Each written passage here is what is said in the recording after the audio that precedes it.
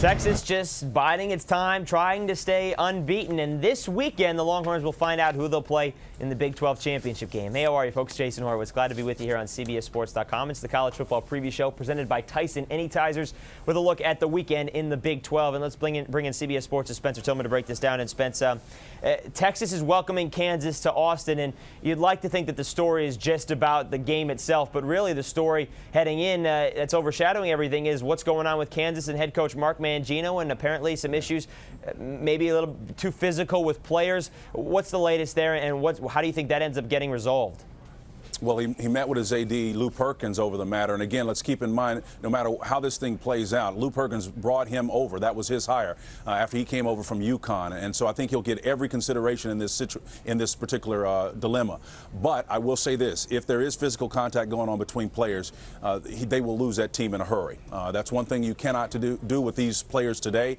They have tremendous respect in themselves. And if you cross that line and get into the physical altercation, that becomes a major issue. And it's going to have implications down the road as far as recruiting is concerned as well. So we'll see how it plays out. We'll reserve judgment for right now. But again, that could be a major problem. In the end, I don't think it's going to be a case where it's going to impact the outcome of the game, no matter if it was perfect there in Kansas, because Texas right now is on a roll. If you look at their last 5 games, they're all going to be played in the state of Texas, including the Big 12 championship game. Yeah. Nobody can stop them right now. And that's the other part to this, too, is that, if Kansas were playing well, it's a different story, but they started 5-0, and the last 5 games, they have played awful and lost all 5 of them, so things have gone completely wrong for Kansas, especially offensively. Colt McCoy, Spence, do you think, because this is a primetime game, it'll be shown nationally, do you think this weekend is a game that he can showcase his Heisman? This is my platform right here.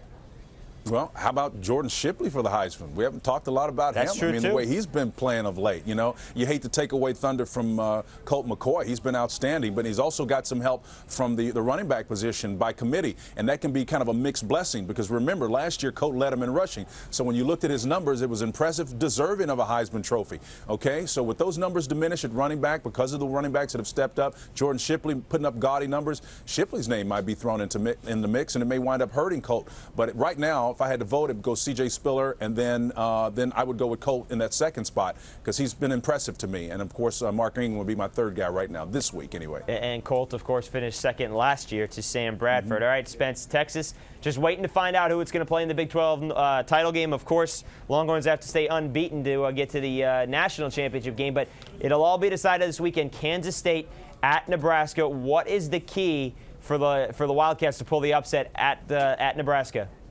Well, Helu, their running back, has really stepped up. Roy has been outstanding in the last couple of weeks, particularly against Oklahoma. He showed up where he hadn't been physical before. And Ndamukong Suh, their nose tackle, is outstanding. They continue to put pressure on. I don't think anybody right now, based on what they've done in the last couple of weeks, Nebraska is the best team in the North. And I think the team best suited to give Texas some issues should they make it. So that's what I think the Texas Longhorns have got to be concerned about when they do ascend. Of course, they're already there locking down the South. That's going to be an interesting outcome. Yeah, and it could be a very interesting matchup as well with the way that Nebraska is playing defense. Shut down Oklahoma to 3 points just a couple weeks ago. Back to Kansas State, Nebraska just for one sec, though, because Nebraska is nearly a 3-touchdown favorite. Excuse me.